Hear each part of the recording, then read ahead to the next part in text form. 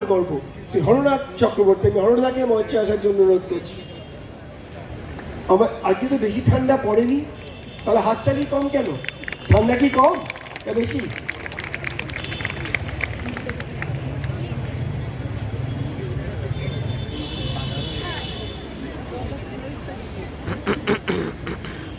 এবারেই মঞ্চে দেখে নেব আমার অত্যন্ত প্রিয় অভিনেত্রী, যিনি সঞ্চালনায় নিজের পারদর্শিতার প্রমাণ দিয়েছেন এবং নিজের একটা অন্য মাত্রা আমাদের কাছে তুলে ধরেছেন। এই বাংলা ইন্ডাস্ট্রির কাছে বিভিন্ন চরিত্রে অভিনয় করেছেন, বিভিন্নভাবে নিজেকে ভেঙেছেন।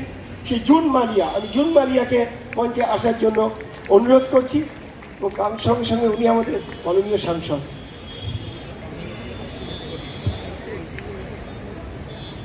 যিনি নিজেকে শ্রীজিৎদার মতো শুধুমাত্র টলিউডের মধ্যে রাখেন, যিনি নিজেকে বলিউডেও নিজের যে কাজ